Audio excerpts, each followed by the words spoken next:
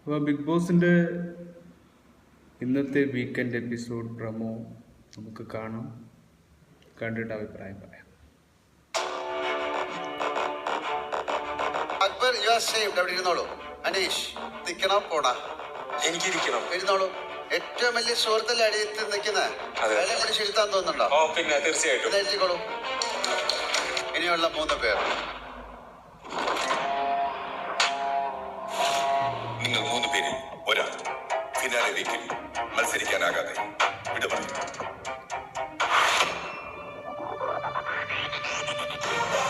Big boss Malayalam season 7 ഇന്ന് രാത്രി 9 മണിക്ക്.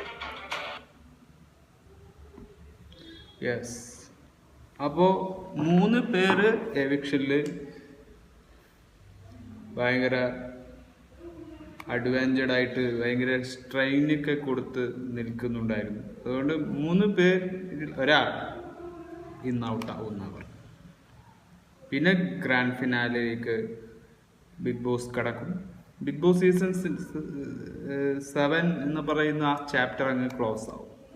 അപ്പോൾ പുതിയൊരു വൈത്തിരിവിലേക്ക് കാലം നമ്മളെ എത്തിക്കുന്ന ദിശയിലേക്ക് പുതിയൊരു കേരളപ്പിറവിയുടെ ഒരു അഭാവത്തിലേക്ക് പോവുകയാണ്. അങ്ങനെ ഈ ഒരു സീസൺ അങ്ങനെയാണ്. പുതിയ കഥകളാണ് പറഞ്ഞുകൊണ്ടിരിക്കുന്നത്. പുതിയതാണ് നമ്മളെ നമ്മൾ ഇതുവരെ കാണാത്തൊരു വേറൊരു പാറ്റേണിലാണ് ഈ ഒരു ബിഗ് ബോസിൻ്റെ ചരിത്രം പോയിക്കൊണ്ടിരിക്കുന്നത്. പക്ഷെ എന്നും ഒറ്റപ്പെടുക എന്ന് പറയുന്ന ഈ സ്ട്രാറ്റജി ജനം ഒറ്റപ്പെടാൻ ആഗ്രഹിക്കുന്നവരല്ല, മനുഷ്യൻ ഒറ്റപ്പെടാൻ ആഗ്രഹിക്കുന്നവരല്ല. അപ്പോൾ ഈ 3 എവിക്ഷനിൽ ഒരാൾ പുറത്തു പോയാലും എല്ലാവരും സെയിം ആണ് എന്ന് പറയാൻ ഇപ്പം പറ്റുന്നില്ല. ഇപ്പം ചിലർ പുറത്തു പോയാൽ നമുക്ക് പ്രശ്നമാണ്. അനുമോൾ പോയാൽ പ്രശ്നമാണ്, അനീഷ് പോയാൽ പ്രശ്നമാണ്, അക്ബർ പോയാൽ പ്രശ്നമാണ്. അപ്പോൾ അവിടെ കണ്ടന്റ് കൊടുക്കുന്നവരെല്ലാം ഉണ്ടാവേണ്ടത് നമ്മുടെ ആവശ്യവുമാണ്.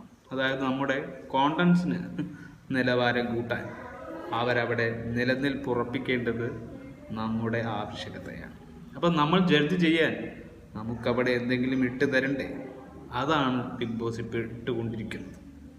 ഇതൊരു ചെക്ക് പോലെയാണ്. ചെക്ക് ഗെയിം പോലെ ഒരാളെ വെട്ടി പുറത്തേക്ക് തള്ളി ഒരുത്തൻ മാത്രം ജയിക്കുന്ന അപൂർവങ്ങളിൽ അപൂർവമായ ഒരു ചെക്ക് ബോർഡിലെ ചെക്ക് എന്ന് പറയേണ്ട ആ വിധത്തിലേക്ക് എത്തിക്കാനുള്ള ഒരു മൈൻഡ് ഗെയിം. ആ ഗെയിമിനെ നമ്മൾ വളരെ ക്രൂഡലായ ബിഹേവിയർ നമുക്ക് എടുക്കേണ്ടി വരും. ചിലപ്പോൾ സോഫ്റ്റായിട്ട് എടുക്കേണ്ടി വരും, ചിലപ്പോൾ ഇമോഷണലായിരിക്കും, ചിലപ്പോൾ ഡ്രാമയിലേക്ക് കൂടി പോകും. അങ്ങനെ പല രീതിയിലൂടെ ഈ ഗെയിം പോയിക്കൊണ്ടേയിരിക്കുന്നു. സിറ്റുവേഷൻ മാറുന്നു, ഇമോഷൻ വരുന്നു, പ്രണയം വരുന്നു, ബഹളം വരുന്നു, അടുക്കള ഭരണം തുടങ്ങും. ഒക്കെ ഈ ഒരു 100 ദിവസം കൊണ്ട് സംഭവിച്ചു കഴിഞ്ഞു. ഇമ്പോസിബിൾ. ഇതൊക്കെ പെട്ടെന്ന് ഇങ്ങനെ സംഭവിച്ചു എന്നാണ് ഞാൻ ആലോചിക്കുന്നത്. അപ്പോൾ ഈ സീസൺ ലാസ്റ്റ് എത്തുമ്പോഴേക്കും അതിനൊരു ഫൈനൽ റൗണ്ട് ഉണ്ടാവും. ആ ഫൈനൽ റൗണ്ടിൽ എല്ലാം തെളിയുന്നതായിരിക്കും. അപ്പോൾ ശരിയാണ് തെറ്റാണ് പലതും. തെറ്റിന് ഒരുപാട് നല്ലതുണ്ട്, നല്ലത് പറയുമ്പോഴും ഒരുപാട് പോസിറ്റീവിനെ നെഗറ്റീവ് ആക്കുന്നതുമുണ്ട്. അപ്പോൾ നെഗറ്റീവ് പോസിറ്റീവിൻ്റെ ആ ഒരു പഞ്ച് അവിടെ നിന്ന് നഷ്ടപ്പെട്ടാൽ അതെന്നും നഷ്ടപ്പെട്ടു പോയി തന്നെയാണ്. ഒരു ഫീസിൻ്റെ ലാഘവത്തിലാണ് നമ്മൾ ജീവിക്കുന്നത്. അപ്പോൾ അത് പൊട്ടിപ്പോയാൽ ആ കണക്ഷനെ അവിടെ ഇല്ലാതാവുന്നൊരു ബിഗ് ബോസ് ഗെയിംസ് ഉണ്ട്. അതുകൊണ്ട് തന്നെ ഈ പ്രൊമോ കണ്ടിട്ട് കൂളായിട്ടാണ് ലാലേട്ടൻ ഹാൻഡിൽ ചെയ്യുന്നത്. വളരെ മാരക ടെസ്റ്റൊന്നും പ്രതീക്ഷിക്കുന്നില്ല. പിന്നെ നെവിൻ പുറത്തു പോകാൻ യാതൊരു സാധ്യത കുറവാണ് എന്നാണ് എനിക്ക് തോന്നുന്നത്. നെവിൻ ഇപ്പോൾ നല്ല മത്സരാർത്ഥിയായി കടന്നു വരുന്നുണ്ട്. അപ്പോൾ അനുമോളുടെ കളി എന്താണ് ഇനി എന്നാൽ അനുമോൾ സേഫായി. പിന്നെ ഇപ്പോൾ അതിൽ അനുമോൾ സേഫ് ആകുമ്പോൾ ആരെല്ലാമാണ് എവിഷൻ ഉണ്ടായത്? അക്ബർ ഉണ്ടായിരുന്നു, ഷാനവാസ് ഉണ്ടായിരുന്നു, അനീഷ് ഉണ്ടായിരുന്നു,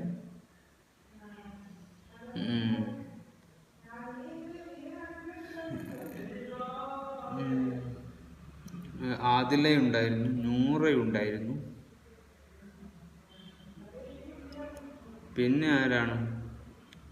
പിന്നെ ഒരാളും കൂടി ഉണ്ടായിരുന്നു, സാബു മാൻ ഉണ്ടായിരുന്നു. ഇപ്പം ഇവരൊക്കെ എവിക്ഷനിൽ എത്തിപ്പെടും. ഒരാൾ ചിലപ്പോൾ പുറത്ത് പോവുക തന്നെ വേണം. കാരണം കളി ആദ്യ സമയത്തെടുക്കുമ്പോൾ പുറത്ത് പോകേണ്ടവർ പുറത്ത് പോയ പക്ഷേ അൺഫെയർ ആവാം, ഫെയർ ആവാം. ഏത് ഗെയിമിലായാലും അവിടെ പോസിബിൾ ആണെങ്കിൽ അവർ പുറത്ത് പോവില്ല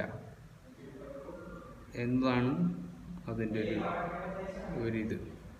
അപ്പോൾ ഇതിൻ്റെയൊക്കെ ഒരു റിവ്യൂ നമ്മൾ പിന്നീട് ഇടുന്നതായിരിക്കും. ബിബ പ്രോമിസ് ആകുമോ ഇല്ലയോ എന്ന് നമുക്കറിയില്ല. ആവട്ടെ, ആവാം, കാത്തിരിക്കാം. അതായത് ഇതൊരു ഫൈനൽ എപ്പിസോഡും കൂടിയാണ്. ഇനി ഗ്രാൻഡ് ഫിനാലെ എന്ന് പറഞ്ഞാൽ തീർന്ന എപ്പിസോഡാണ്. അതുകൊണ്ട് ഇത് മൈന്യൂട്ടായിട്ട് കാര്യങ്ങൾ പറയേണ്ടതെല്ലാം പറഞ്ഞ് തീർക്കേണ്ടത് ലാലേട്ടൻ്റെയും ബിഗ് ബോസിൻ്റെയും പ്രോപ്പർലി ഒരു സംഭവമാണ്. അപ്പോൾ അത് ചെയ്തു കൂട്ടാതെ അവസാനിപ്പിക്കുന്നതോടെ എനിക്ക് ഇതൊന്നുമില്ല. പിന്നെ പ്രണയമായാലും ബഹളമായാലും എല്ലാത്തിനും ഒരു എക്സ്ക്യൂസും എക്സ്പോസഡും ഉണ്ട്. ആ എക്സ്പോസിലേക്ക് കടക്കുകയാണ് എല്ലാവരും. അങ്ങനെ കുറേ എക്സ്പോസഡായ ഒരുപാട് കണ്ടസ്റ്റൻസ് ഈ ഗെയിമിൽ, ഈ പ്ലാറ്റ്ഫോമിൽ ഉണ്ടായിരുന്നു. എല്ലാവരും തത്തുല്യരാണ്, അതാ പറയുന്നത്. എല്ലാവരും തുല്യരായ ഗെയിംസുകൾ തന്നെയാണ് സ്ട്രാറ്റജി കൊണ്ടുവരുന്നത്. പലർക്കും പല കുറവുകളുണ്ട്, ഒക്കെ ഉണ്ട്. പക്ഷേ മണിൻ്റെ കാര്യത്തിൽ മനുഷ്യനൊരിക്കലും പിന്നോട്ട് നടക്കാൻ കഴിയില്ല, മുന്നോട്ടേ പോകാൻ കഴിയില്ല. പണത്തിനെയാണ് നമ്മൾ ആശ്രയിക്കുന്നത്. പണത്തിന് വേണ്ടി തന്നെയാണ് ഈ ഫീൽഡ് നമ്മളും ആഗ്രഹിച്ചു പോകുന്നത്. പണമില്ലാതെ ഈ ലോകത്ത് ഒന്നിനെയും നമുക്ക് പിടിച്ചു നിൽക്കാൻ കഴിയാത്ത അവസ്ഥയിൽ എത്തിയവനാണ് ഞാൻ. അപ്പോൾ പണം നമ്മളെ ഒരുപാട് നഷ്ടപ്പെടുത്തിയിട്ടുണ്ട്, പണമില്ലാതെ. അതുകൊണ്ട് ഈ പ്ലാറ്റ്ഫോമിലേക്ക് പണത്തിനൊരു പോസിബിലിറ്റി ഉണ്ട്. അങ്ങനെയുള്ളൊരു ബാങ്ക് ഗെയിമാണ് ഇപ്പോൾ നടന്നു കഴിഞ്ഞത്. അപ്പോൾ ആ ഗെയിമിൽ ഒരുപാട് പേർ പല രീതിയിൽ പണം എടുക്കാനുള്ള ഓട്ടപ്പാച്ചൽ, ആ ഓട്ടപ്പാച്ചൽ തന്നെയാണ് മനുഷ്യരും ജീവിക്കുന്നത്. മനുഷ്യർ ചെയ്യുന്ന ഇവിടെ ഇവർ ഈ രീതിയിൽ ചെയ്യും, ഗെയിം രീതിയിൽ. അങ്ങനെ പല സെലിബ്രിറ്റികൾ അധ്വാനിക്കുന്നതിൻ്റെ ലെവൽ നമുക്കറിയാൻ പറ്റും. ഇവരെങ്ങനെ ജീവിച്ച് പോകുന്നു നമുക്കറിയാൻ പറ്റും. എല്ലാം പ്രേക്ഷകർക്കൂടെ മുന്നിൽ അറിയുകയാണ്. എല്ലാം ഇവരുടെ ജീവിത ശൈലികളെ നമുക്ക് മനസ്സിലാക്കി തരും. ഇതൊക്കെയാണ് ഒരു ബിഗ് ബോസ് ഷോ എന്ന് എനിക്ക് തോന്നുന്നു. ബാക്കി നിങ്ങളുടെ വിലയിരുത്തലും കൂടി കമൻറ്റ് ചെയ്യുക.